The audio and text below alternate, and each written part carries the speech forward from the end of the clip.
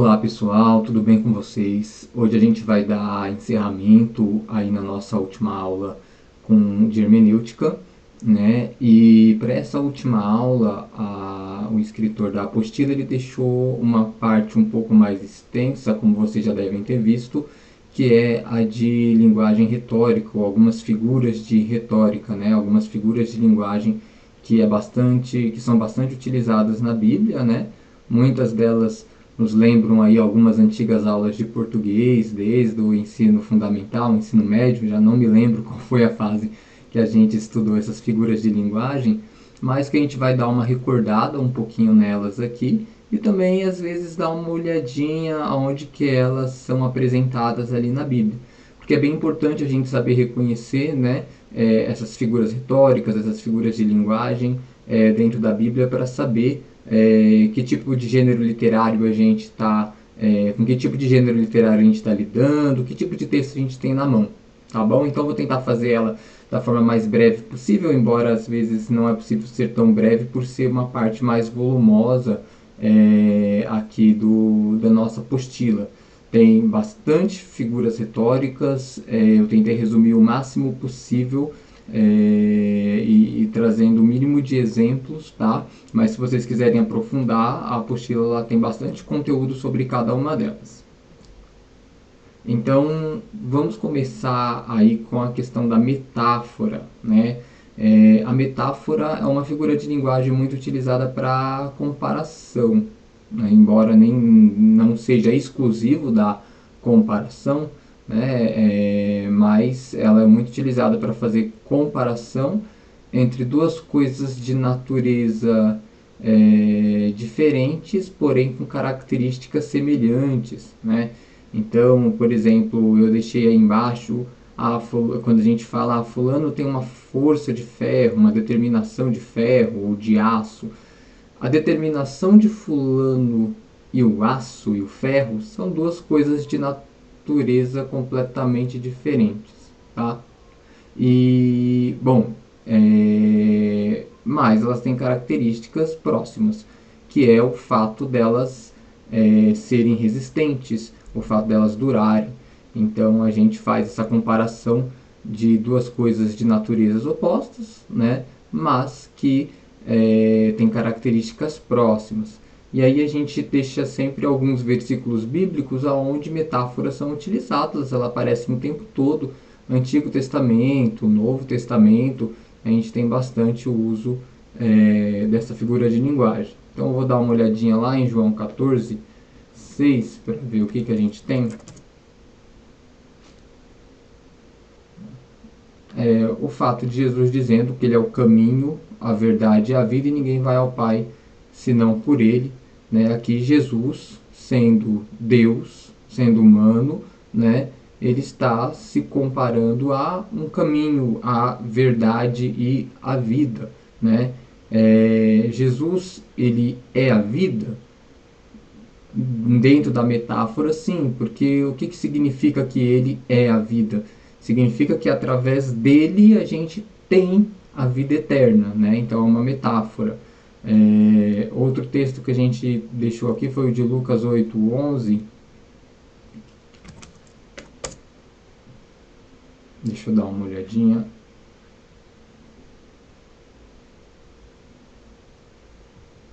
Esta é, pois, a parábola. A semente é a palavra de Deus. Bom, aqui Jesus ele tá, né, vai entrar na explicação daquela parábola do semeador que saiu a semear e lançou uma quantidade de sementes, uma parte caiu na beira do caminho, uma parte entre espinhos, uma parte em terra boa.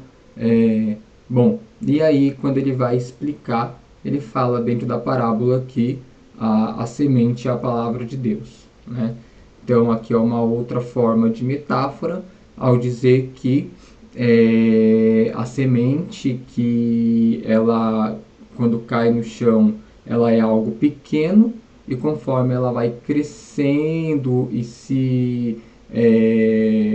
sabe, distribuindo seus galhos e suas flores e seus frutos, vai se tornando grande. Assim é o reino de Deus que começa pequeno também, que começou com poucas pessoas, conforme ele foi crescendo, né, ele se espalhou pelo mundo inteiro, né, mas aqui a parábola, né, não é nem tanto nesse sentido de crescimento, né, a questão é o sentido de recebimento, como cada pessoa recebe.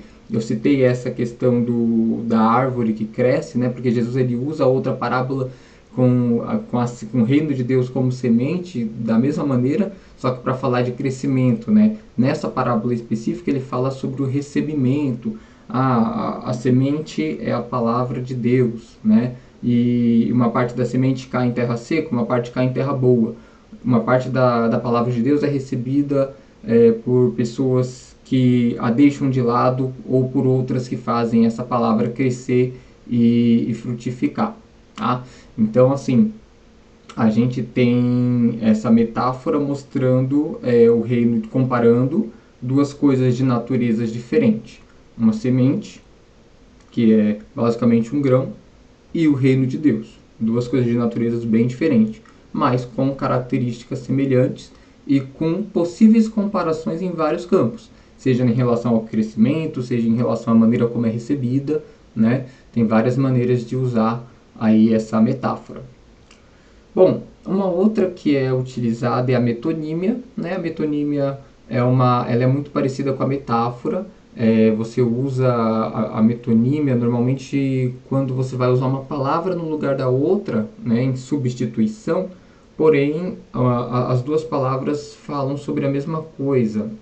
É um pouquinho confuso para mim explicar com as minhas palavras, tentando resumir aqui, né? Mas eu deixei a transcrição da apostila, né? Consiste na transposição de significado na troca de uma palavra por outra com a qual há relacionamento ou proximidade, né?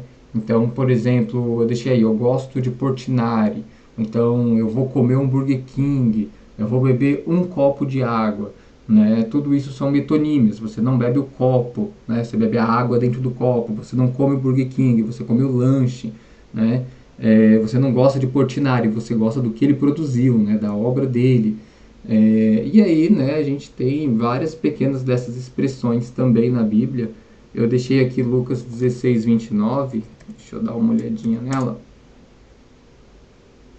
De que eu coloquei, ele não achou. Deixa eu voltar aqui para inicial. O que ele não achou? Lucas 16. Eu acho que eu tô com um probleminha. Vou ver se Lucas 16 ele acha. Deixa eu dar um F5 aqui. Acho que é a minha página que deu uma bugadinha. Lucas 16, 29. Então, aqui. E disse-lhe Abraão. Aqui é uma conversa que Abraão ele está tendo com o rico que foi para o inferno, né? E o rico que foi para o inferno está falando, deixa eu voltar lá para avisar os meus irmãos para que não venham para cá. E aí ele falou, eles têm a Moisés e os profetas, ouçam-nos. Obviamente, os irmãos do rico que foi para o inferno, na parábola do rico e Lázaro, eles não têm mais acesso aos profetas, né? Nem a Moisés. Moisés e os profetas já morreram. O que eles têm acesso é ao que Moisés e os profetas deixaram escritos, tá? Então, isso aqui também é uma forma de metonímia, né?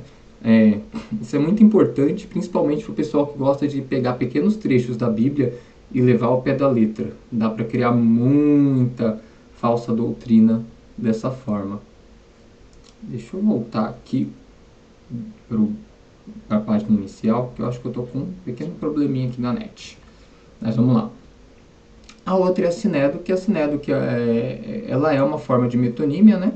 Mas que usa uma parte pelo todo, né? Um exemplo que eu deixei é o do Salmo 16:9, mas tem vários outros momentos em que a gente tem alguma Sinedo, como por exemplo, portanto está alegre o meu coração e se regozija a minha glória, também a minha carne repousará segura. Então, ele fala, está alegre o meu coração no lugar de eu estou alegre, ou a minha carne repousará segura, no lugar de o meu ser, ou eu repousarei seguro. Então é uma parte, né? Ele sempre cita uma parte que se refere ao todo. Então isso aqui é um exemplo de sinédoque sendo utilizado dentro do texto bíblico. Bom, outras expressões bem legais utilizadas dentro da Bíblia se apropria de características humanas para ser atribuídas a Deus, né? A gente está falando de antropomorfismo e antropopatismo. Esse antropo é de homem, né? E aí a gente já tem essa questão de característica humana. O morfismo aqui, o antropomorfismo, é característica física. Você tem vários textos na Bíblia onde você tem a mão de Deus, os pés de Deus, os ouvidos de Deus, as narinas de Deus sendo citadas, né? Como se Deus tivesse características físicas idênticas ao do homem, né? Por exemplo, a expressão de que Deus se inclina para ouvir a oração de alguém, como se o fato de ele não se inclinar o impossibilitasse de ouvir. A mão de Deus não está encolhida para que não possa salvar. O seu ouvido não está gravado para que não possa ouvir. Isaías 59 ou 60 fala isso. Então, sabe, o tempo todo a Bíblia cita a mão de Deus, o ouvido de Deus, a oração dos, acho que isso é Apocalipse, a oração dos santos sobem como incenso diante do trono, diante das narinas de Deus. Então, como se Deus de fato tivesse um nariz igual ao dos homens, né, e ele sentisse o cheiro de oração. Então, a gente tem essa característica de pegar os atributos humanos, atributos físicos humanos, e os colocar em Deus dentro do texto para simplificar o entendimento da pessoa. Então, quando a gente fala que Deus ele se inclina para ouvir a oração do homem, é uma forma de mostrar que Deus ele se interessa, de que ele para ouvir, de que ele realmente, né, busca ouvir a oração do homem. Então, a gente olha para essas características e vê como um facilitador no entendimento do texto.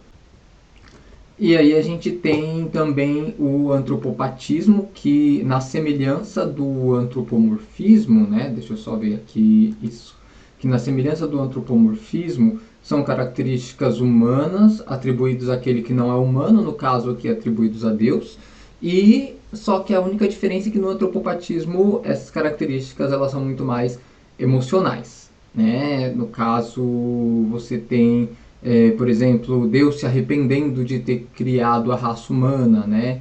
Eis que me arrependo de ter formado o homem sobre a terra, lá em Gênesis 6:6, que a gente deixou aqui. Você tem Deus irado várias vezes, você tem o Espírito Santo se entristecendo. Então a gente tem várias dessas características humanas, sentimentais, sendo atribuídas aí à pessoa divina. E enquanto o antropomorfismo são as características humanas, só que física, né? Bom, depois a gente tem a prosopopeia, né, que é algo muito parecido, muito próximo ali do antropomorfismo e patismo, só que a prosopopeia dá características aqui eu acho que eu escrevi, né, bem viajando, características humanas, características animadas, vamos colocar assim, de pessoas, de seres vivos em seres inanimados, né? Como por exemplo, você pode pensar numa prosopopeia quando você ouve em algumas fábulas, algumas histórias, onde as árvores gritam ou falam, ou mesmo que não seja uma fábula, uma historinha que onde esses seres possam fazer isso, você tem expressões, né? Se você for falar sobre o desmatamento, você pode falar que as árvores estão gritando por socorro. Então isso é uma prosopopeia, né? Você dizer que uma árvore que naturalmente não grita, está gritando, tem uma característica de ser vivo, animado, vamos colocar dessa forma, né? Porque a árvore é praticamente um ser vivo. E aí você tem essa característica não apenas em árvores ou em pedras, mas em qualquer coisa que não é um ser animado, racional, lógico, Como, por exemplo, a gente deixou aqui o caso de 1 Coríntios 15, né? Vamos colocar aqui pra gente. 55. Aí é um cântico de vitória, né? Onde Paulo termina, no capítulo 15 ele fala muito sobre ressurreição e vida eterna. E aí ele pergunta no final: onde está a morte, o teu aguilhão? Onde está o inferno, a tua vitória? Então, peraí, eu acho que não era esse versículo que eu ia usar, não. Deixa eu dar uma olhada aqui. Ah,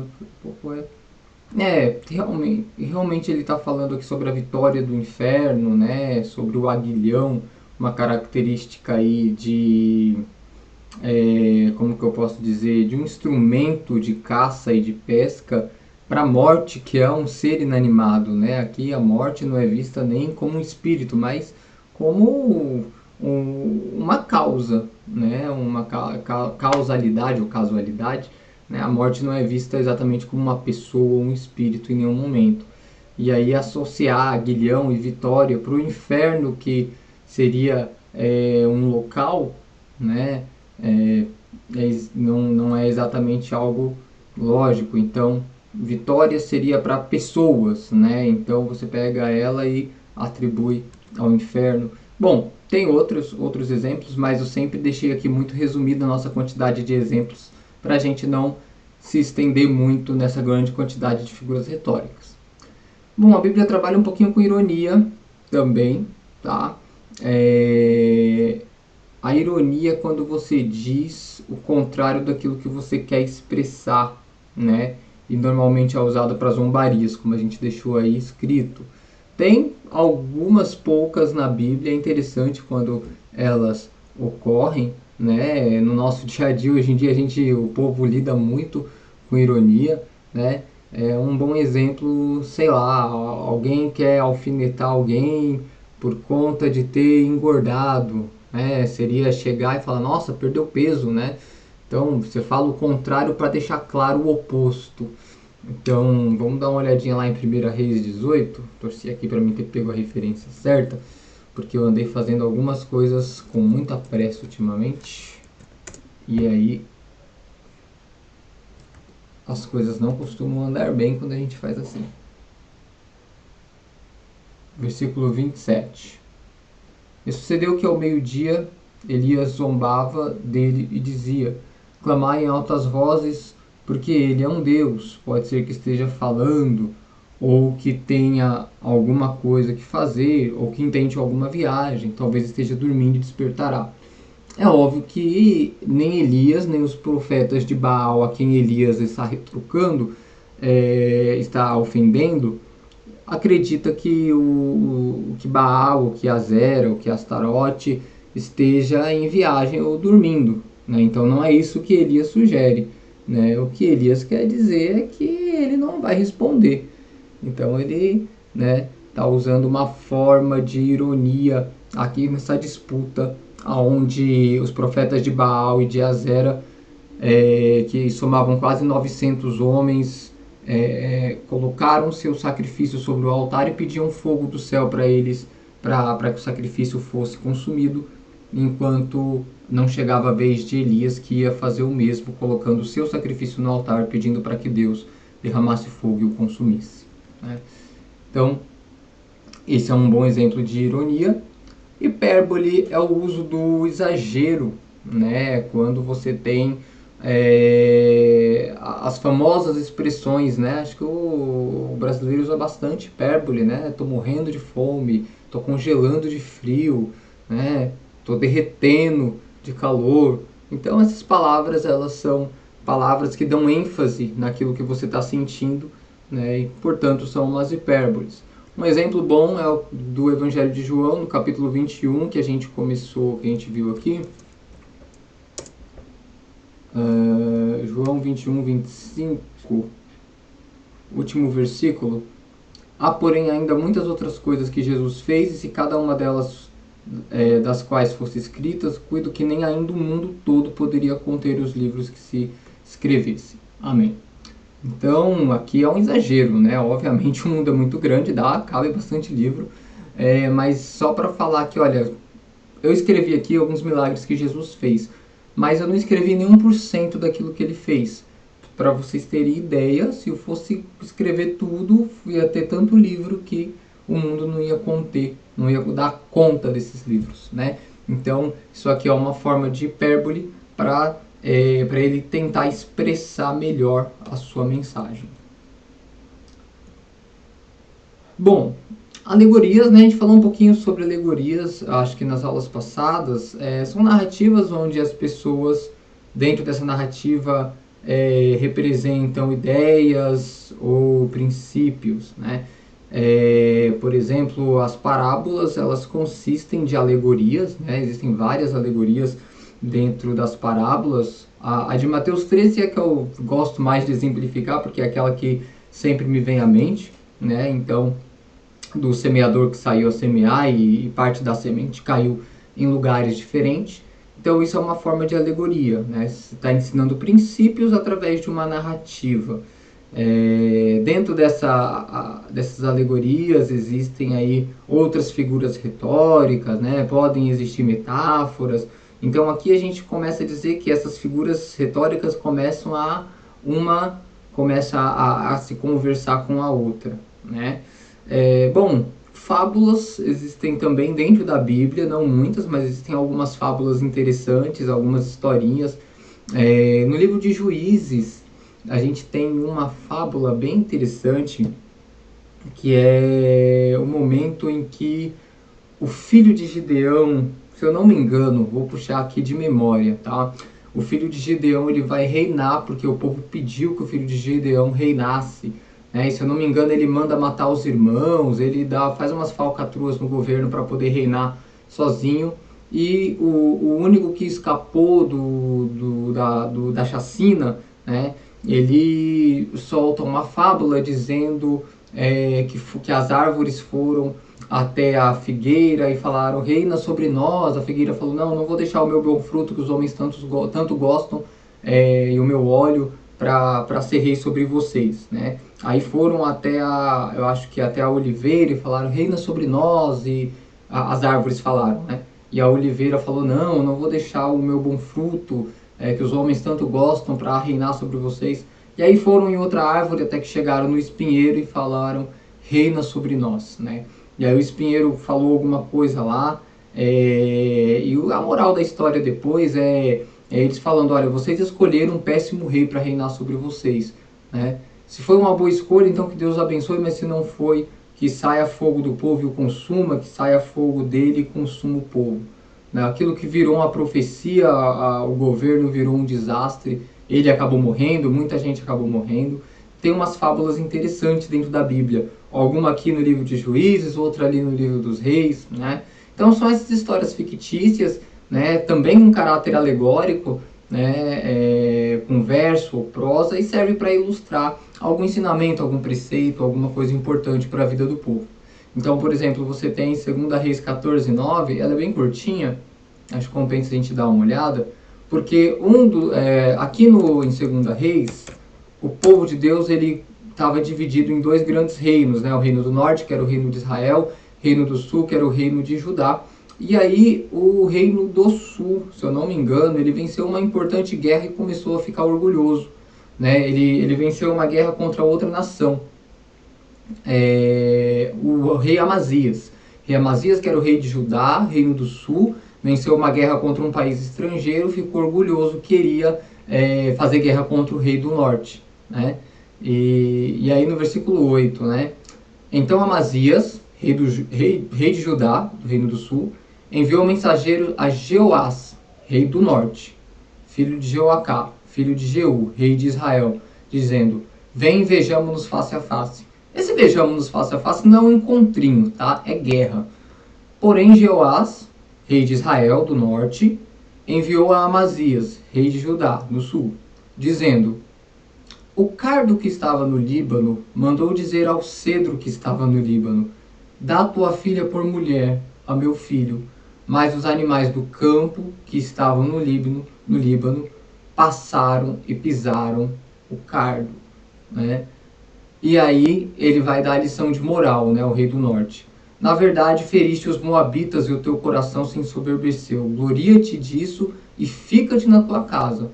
Por que te entremeterias no mal para caíres tu e Judá contigo? Ele falou assim, olha, ele contou a historinha, né? Essa é muito mais difícil para a gente interpretar hoje. O Antigo Testamento ele é bem mais complicado.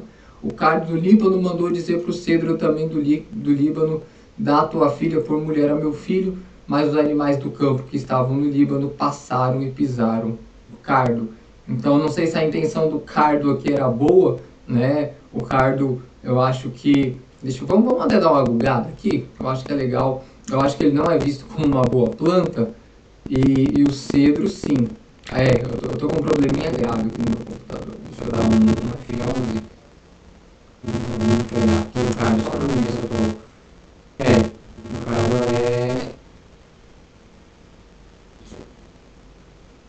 mas não era muito bem o que eu tava pensando, não. O cara mariano. Deixa eu ver aqui se aparece o cara do mundo ou alguma coisa mais específica, porque eu não fui a fundo antes de reproduzir essa aula.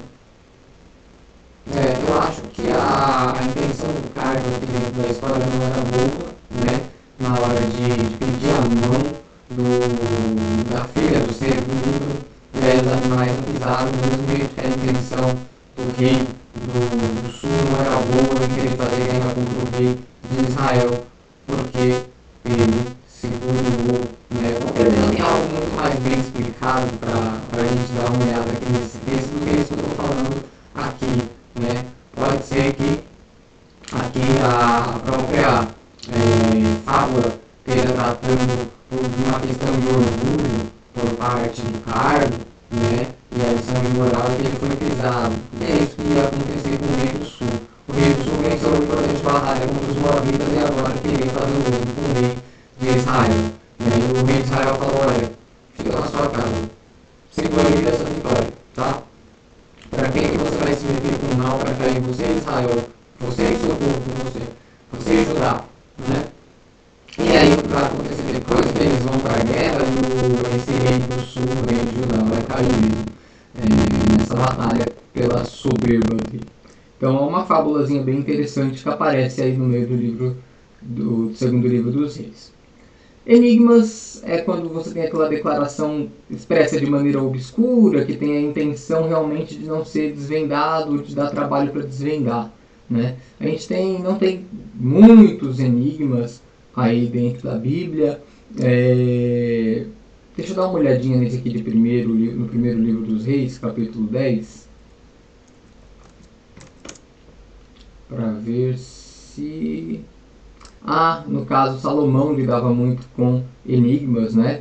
Então, ouvindo a rainha de Sabá, a fama de Salomão acerca do nome do Senhor, veio prová-lo com questões difíceis, né? Então, Salomão, ele lidou muito com esses enigmas, tempo de paz, né? Tinha tempo para isso. Em Juízes 14:14, você tem o caso de Sansão. Sansão casa com uma mulher de um povo pagão, os filisteus, e aí no meio da festa, ele lança um enigma para o povo dela descobrir, e aí eles fazem uma aposta, né? Um ia dar uma quantidade, se eu não me engano, de peças de roupa para o outro, se perdesse, e é bem legal. Eu acho que o enigma de Sansão foi do comedor saiu comida, do forte saiu doçura. Esse era o enigma, né? Isso porque ele matou um leão e um tempo depois ele viu mel na carcaça do leão apodrecendo, né? Então, do comedor saiu comida, do forte saiu doçura. Aí, bom, tem toda aquela história, né? Os filisteus não conseguem descobrir, vão lá, ameaçam a mulher de Sansão. A mulher de Sansão pressiona Sansão para contar, e aí que Sansão conta para a mulher conta para os filisteus descobrem, Sansão fica irado, e aí começa uma confusão lá entre os filisteus. Mas aparece poucas vezes, mas também são utilizados dentro da Bíblia, esses enigmas. Bom, e aí já caminhando para o final, deixa eu dar uma olhadinha aqui, a gente tem mais 3 slides, a gente tem a questão das tipologias. As tipologias, elas são muito utilizadas, tá, dentro principalmente do Antigo Testamento. mas eu não vou citar muitas. O que é um tipo? É quando algo ou alguém aponta ou representa um outro alguém. Vamos lá. A gente costuma usar muito o fato de quando Abraão, por exemplo, é chamado por Deus para sacrificar o seu filho Isaque, né, lá nas montanhas de Moriá. E aí no momento em que Abraão vai sacrificar Isaac, aparece a voz do anjo que fala para ele que era um teste e tal. E aí aparece um cordeiro preso pelas pontas, né, ali no meio do mato, e ele pega aquele cordeiro para ser sacrificado no lugar de Isaac. Então a gente fala que aquele cordeiro é o tipo de Cristo, ele foi sacrificado no nosso lugar. Então o tipo são essas coisas ou pessoas que apontam para outra, né? Então é uma maneira de apresentar as realizações, caráter ou atributos de uma pessoa através de algo ou de alguém. O mais correto, eu estou falando desse tipo, dessa tipologia do cordeiro que foi sacrificado no lugar de Isaac, mas nem é muito correto, porque hoje em dia, principalmente em igrejas pentecostais, tudo é tipo de tudo, né? O pessoal usa muito esse negócio de tipologia, mas o correto é apresentar como tipologia apenas aquilo que a Bíblia afirma que é uma tipologia, como é o caso da Páscoa. A Páscoa, instituída pelo povo judeu na saída do Egito, né? Qual que era o processo que eles fizeram? Eles mataram um cordeiro, passaram o sangue no umbral da porta e comeram aquele cordeiro, ervas amargas, pães asmos. O cordeiro que é imolado na Páscoa aponta para Cristo, que é o sacrifício feito pelos nossos pecados, assim como os israelitas foram libertos do Egito. O povo que crê em Cristo é liberto do pecado, né? Apenas por Cristo e pelo seu sacrifício. Então, o cordeiro aqui, no caso, é uma tipologia de Cristo. Existem vários outros rituais no Antigo Testamento que apontam para Cristo. Você tem, por exemplo, deixei aqui Hebreus 8:5, onde você tem a ideia de um tabernáculo que existe no céu, que é o maior, que é o representado por um tipo do tabernáculo que foi feito por Moisés aqui na terra. Então, a gente tem muitas dessas tipologias. Algo muito parecido com a tipologia é o simbolismo, né? Mas o símbolo é algo mais simples, é quando alguma coisa representa também outra, mas não nesse sentido profético, escatológico. São coisas mais tranquilas, como por exemplo a água representa o Espírito Santo. Naquela analogia que Jesus está fazendo em João capítulo 3 ou 4, não me lembro, quando ele está conversando com a mulher samaritana no poço de Jacó, ele fala: olha mulher, se você soubesse quem está falando contigo, você me pediria água e eu te daria água, uma água que quem bebe dela não tem mais sede, porque quem bebe dela faz jorrar uma fonte dentro dela para a vida eterna. Então ele falando, aí o escritor diz que ele está falando do Espírito Santo, né? Então a água acaba sendo um símbolo do Espírito, o fogo muitas vezes na Bíblia é um símbolo do juízo, né? Então existem vários itens, várias coisinhas, animais, que simbolizam outras coisas, né? Que é muito parecido com o tipo, às vezes é até difícil separar um do outro, tá? Bom, a parábola é uma narração alegórica, uma narração alegórica, né? Novamente as coisas se conversando aqui, usada para transmitir algum ensinamento. E aí na apostila traz duas classificações, as verídicas e as tiradas de fatos reais. E aí essas tiradas de fatos reais, às vezes a gente discute se é parábola ou não. Porque, por exemplo, parábolas, normalmente elas recebem esse título de verídicas, não porque aconteceu, mas porque acontece, né? O semeador saiu a semear. Coisa mais comum no mundo do povo de Israel que trabalha com agricultura é alguém saindo a semear e uma parte da semente caindo onde não dá fruto e a outra caindo onde dá, né? Parábola, por exemplo, Mateus 25, eu esqueci o nome, está na ponta da língua aqui, das moças que carregam as suas lamparinas, das 10 virgens, isso.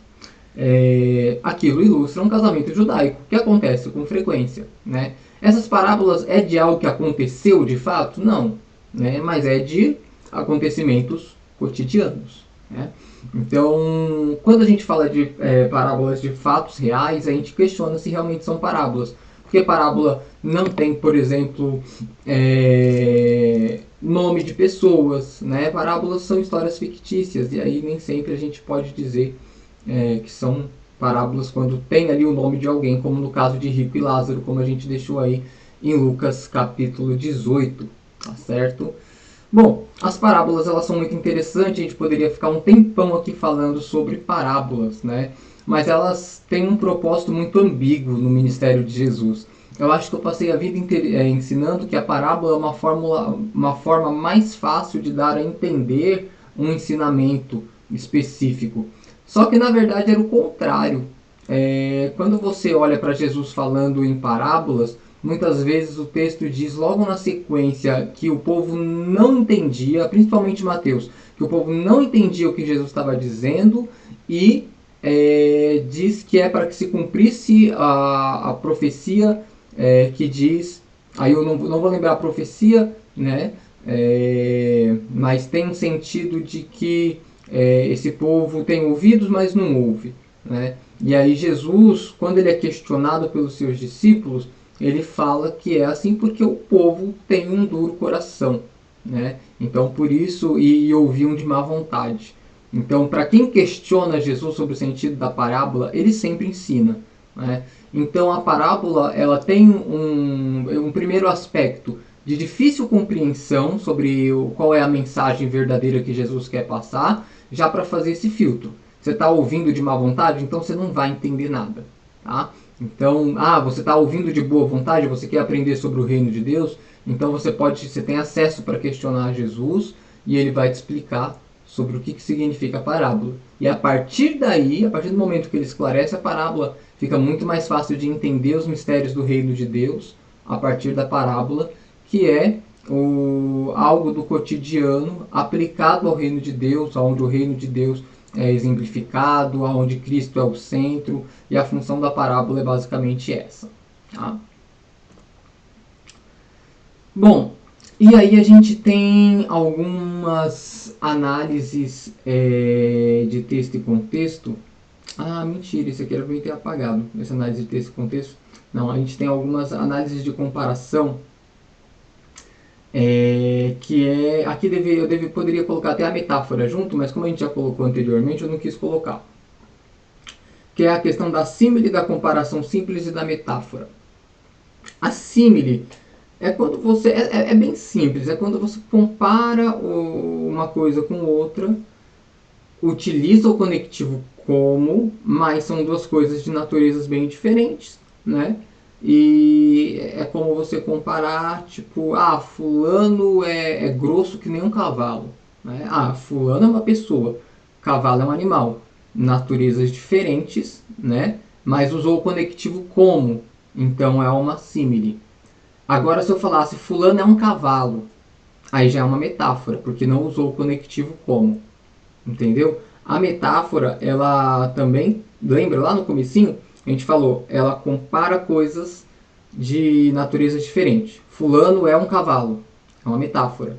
Fulano é grosso como, conectivo, como um cavalo, é uma símile. Agora, se eu falar João é grosso como o Pedrinho, você está comparando duas pessoas, mesma natureza, então é comparação simples, não é símile, certo?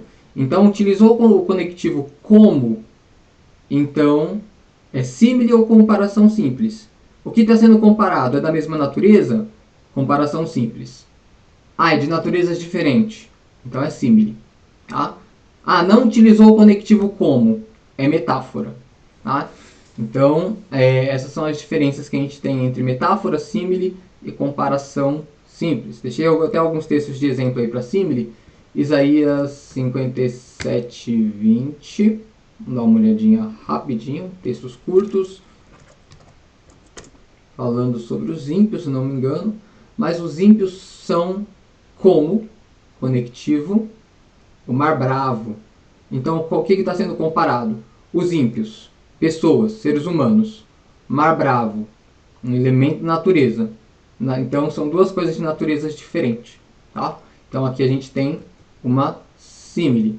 Se a gente for para a comparação simples, você tem Lucas 18:11, aonde você tem, acho que um fariseu no templo fazendo a sua oração.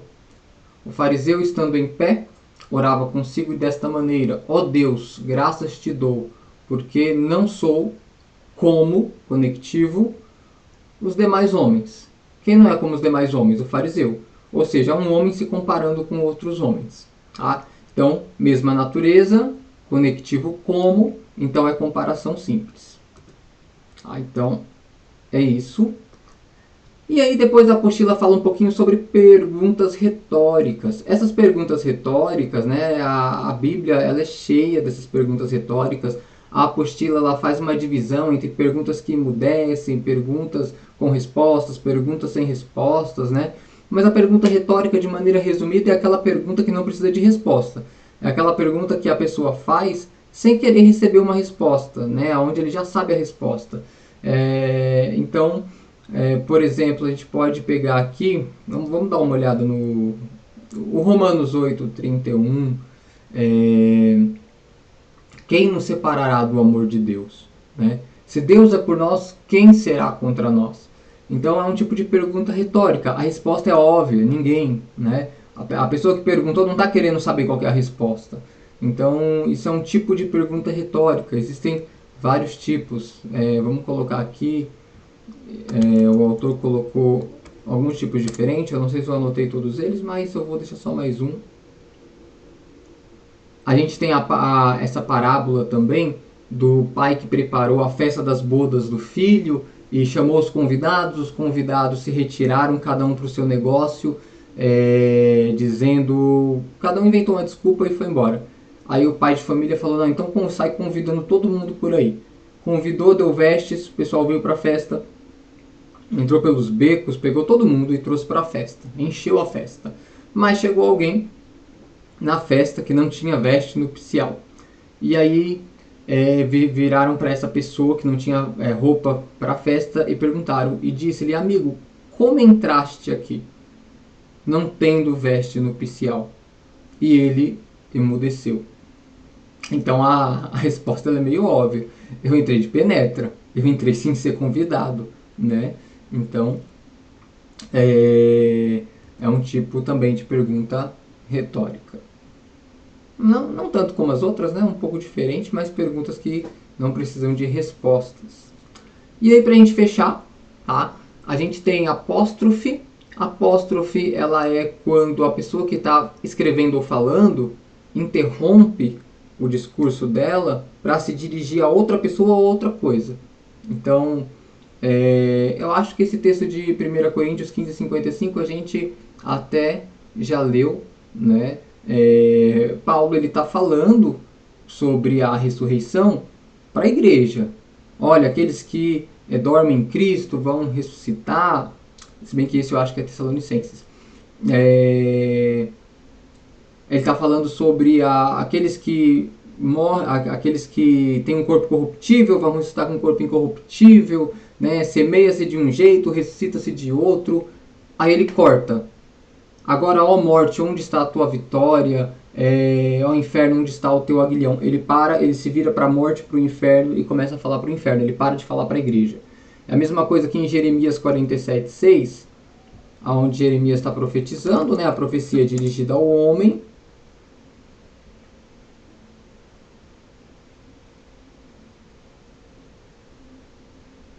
E aí, por exemplo, do versículo 4 até: por causa do dia que vem para destruir todos os filisteus, para cortar de Tiro e de Sidom todo o restante que os socorra, porque o Senhor destruirá os filisteus, o remanescente da ilha de Kéftor. A calvície veio sobre Gaza, foi desarraigada a Ascalon, como o restante do seu vale. Até quando retalharás? Aí ele para se dirigir à espada de Deus, que é o símbolo da ira e do juízo. a espada do Senhor? Até quando deixarás de repousar? Ou seja, até quando você vai matar? Volta para a tua bainha, descansa, aquieta-te. Então ele corta o discurso profético para se referir agora à espada do Senhor. Então essa é uma apóstrofe aqui. A antítese é sempre quando você tem uma ideia contrária, né? Normalmente na academia a gente usa, né, bastante a tese, que é uma ideia que vai numa direção. Aí a gente precisa de uma antítese, alguma coisa que pense contrário para poder rebater a tese, para você poder ter uma síntese, né? Para depois de ver uma coisa por um lado, depois ver pelo outro lado, você poder ver qual que é a melhor ideia. Aqui nesse sentido, a antítese ele é tratado sempre como coisas, não ideias exatamente opostas, mas principalmente quando você tem, como que eu posso dizer,